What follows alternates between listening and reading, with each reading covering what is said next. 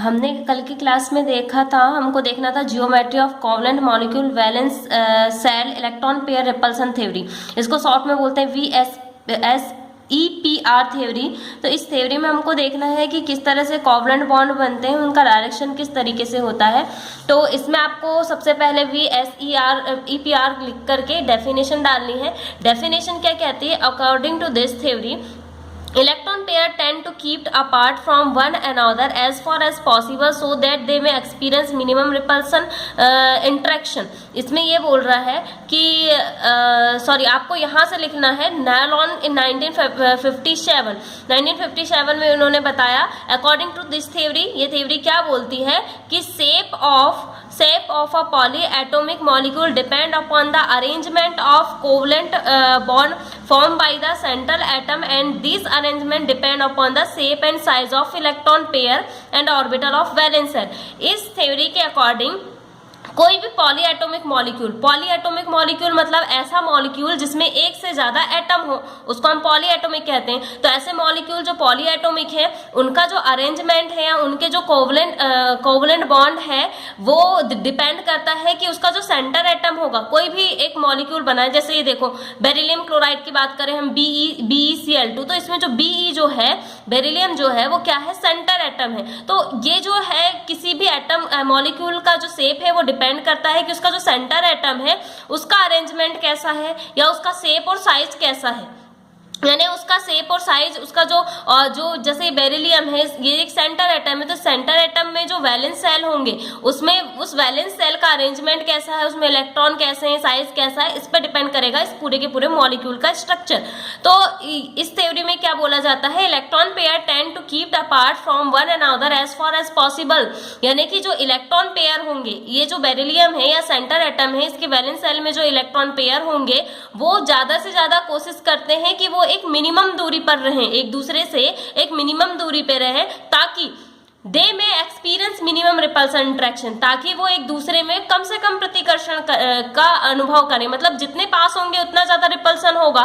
तो अगर वो कोशिश करते हैं कि वो एक दूसरे से ज्यादा से ज्यादा दूरी पे रहें ताकि उनमें रिपल्सन कम हो और बॉन्ड बना सकें। अब ये थ्योरी जो है वो 2 पॉइंट पे बेस है। फर्स्ट है, if centre atom of any molecule is surrounded only by bonded electron pair, then shape of the molecule is symmetrical and depend on the number of bonded electron pair. तो जब भी centre atom, कोई भी जैसे molecule है, इसमें जो centre atom जैसे बेरिलियम है, ये बेरिलियम जो है अपने चारों तरफ अगर बॉन्डेड इलेक्ट्रॉन पेयर से घिरा है, electron pair, bonded electron pair मतलब बंधी इलेक्ट्रॉन का एक पेयर होगा, यानी 2 इलेक्ट्रॉन का एक जोड़ होगा।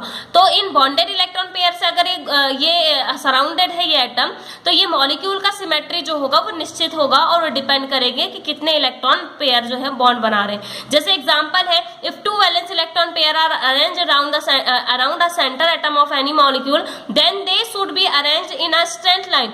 तो अगर कोई एटम है, सेंटर एटम, और वो अपने चारों तरफ 2 बंदी इलेक्ट्रॉन से घिरा हुआ है, तो उस मॉलिक्यूल का अरेंजमेंट जो होगा वो एक सीधी रेखा में होगा। Since in this way they will be at a maximum distance from an another, और ये एक दूसरे से मैक्सिमम डिस्टेंस में होते हैं। जैसे देखो बेरिलियम डाइक्लोराइड है, कार्बन डाइऑक्साइड का इसमें स्ट्रक्चर दिया है, वो एक लाइनर है, सीधी रेखा में बना हुआ है। ठीक है, इसी तरीके से सेकंड क्या है, when the hybrid orbital of the center atom of a molecule possesses a long lone pair of electron along with bond pair of electron, the regular shape of the molecule gets deformed। तो जब भी कोई hybrid orbital का जो centre atom होता है, वो centre atom अपने चारों तरफ बॉन्डेड इलेक्ट्रॉन पेयर के साथ साथ एक लोड पेयर ऑफ इलेक्ट्रॉन, यानी एकाकी जो फ्री होते हैं, इन इलेक्ट्रॉन से भी अगर घिरा हो, तो इस मॉलिक्यूल का जो स्ट्रक्चर होता है वो बदल जाता है या उसमें विकृति आ जाती है। This is because there is a difference in the repulsion due to the bond pair of electron and lone pair electron. ऐसा क्यों होता है? उसका स्ट्रक्चर बिगड़ा क्यों? क्योंकि जो लोन पेयर इलेक्ट्रॉन है और बॉन्ड पेयर इलेक्ट्रॉन है, इनके बीच में जो प्रतिकर्षण है यानी इनका रिपल्सन करने की जो प्रोसेस है वो अलग अलग हो जाती है। ठीक है, lone pair of electron exhibit greater repulsion in comparison in bond pair electron. जो लोन पेयर इलेक्ट्रॉन रहते हैं वो बॉन्ड पेयर इलेक्ट्रॉन की तुलना में ज्यादा रिपल्सन दिखाते हैं। जैसे कि लोन पेयर रहेंगे रिपल्सन ज्यादा होगा, लोन पेयर बॉन्ड पेयर रहेंगे तो थोड़ा कम होगा, बॉन्ड पेयर और बॉन्ड पेयर रहेंगे तो इसमें सबसे कम रिपल्सन होता है।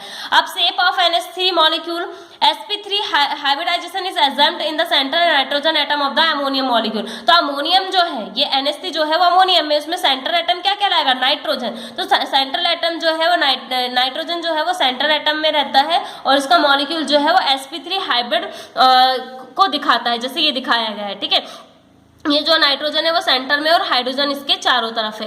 It's 4sp3 hybrid orbital have regular tetrahedral geometry. अब आप एक नाइट्रोजन और 3 हाइड्रोजन को मिलाएंगे तो बनने वाला जो हाइब्रिड ऑर्बिटल होगा वो कितने बनेंगे, 4 बनेंगे, ठीक है। तो one of the sp3 hybrid orbital has 1 loan pair of electron, और इस तरीके से एक sp3 हाइब्रिड ऑर्बिटल में एक लोन पेयर ऑफ इलेक्ट्रॉन होता है।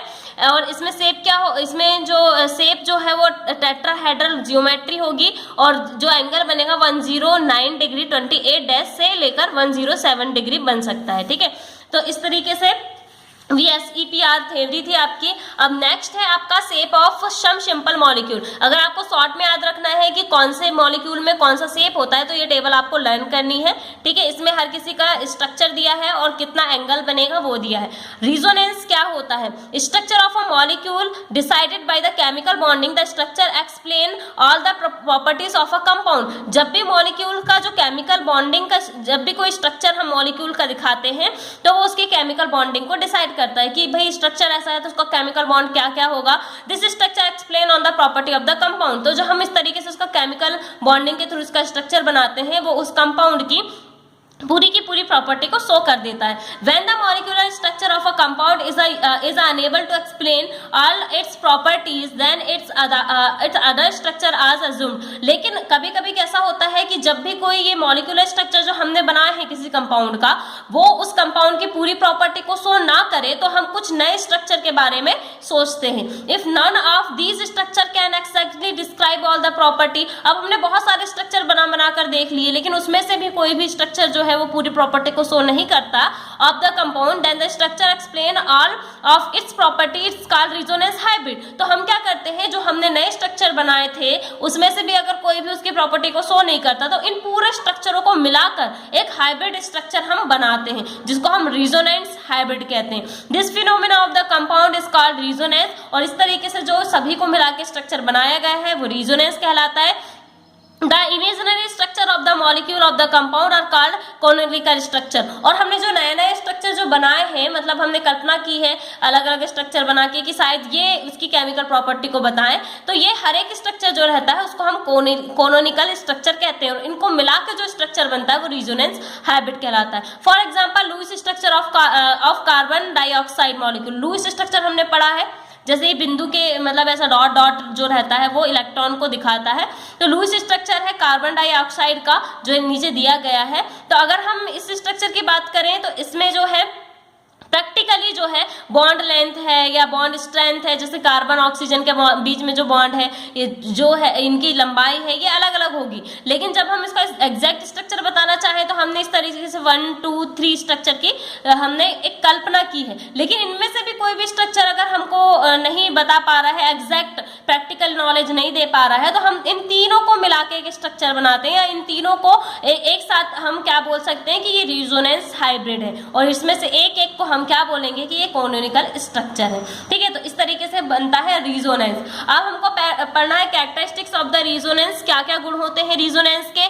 सम important characteristics of resonance are given as follow.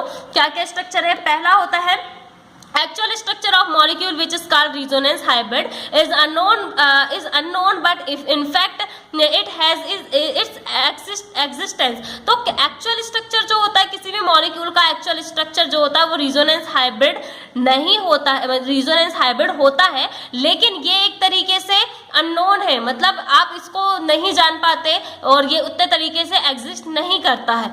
It is not possible to exhibit the actual structure of the structure of resonance hybrid of a molecule. ये संभव नहीं है कि हम इन हाइब्रिड मॉलिक्यूल इस मॉलिक्यूल के हाइब्रिड रिजोनेंस के जरिए हम इसका एग्जैक्ट एक्चुअल स्ट्रक्चर निकाल पाए। Canonical forms of molecule are imaginary. जो भी हम कैनोनिकल फॉर्म बना रहे हैं या जो भी नए स्ट्रक्चर की हम कल्पना जो बना रहे हैं वो सिर्फ एक कल्पना है। The order of atom in the various canonical form of a molecule is the same. कई बार क्या होता है कि बहुत से हम मॉलिक्यूल का जो स्ट्रक्चर बनाते हैं उसमें जो एटम्स के ऑर्डर होते हैं वो सेम हो जाते हैं, ठीक है। The position of electrons differ in different canonical form of a molecule. किसी भी मॉलिक्यूल्स का कैनोनिकल फॉर्म में जो इलेक्ट्रॉन की पोजीशन होती है वो क्या होती है, अलग अलग। The corresponding number of paired electron, unpaired electron and bond are the same in the canonical form of a molecule. जब भी हम मॉलिक्यूल का कैनोनिकल फॉर्म बनाते हैं तो उसमें हम पेयर्ड इलेक्ट्रॉन, अनपेयर्ड इलेक्ट्रॉन और बॉन्डेड इलेक्ट्रॉन को अलग अलग नहीं दिखा सकते, वो एक से ही दिखते हैं। All the canonical form of molecule have almost similar energy. Her canonical जो फॉर्म बनाए हैं हमने, मॉलिक्यूल के जो स्ट्रक्चर बनाए उसमें सेम एनर्जी होती है। Resonance hybrid of a molecule more stable then each canonical form. हमने जो एक सिंगल जो स्ट्रक्चर बनाया है जिसको हम कैनोनिकल फॉर्म कहते हैं, उसका जो हाइब्रिड बनेगा, यानी जब उसको हम एक साथ करके एक स्ट्रक्चर बनाएंगे तो वो रिजोनेंस हाइब्रिड जो होगा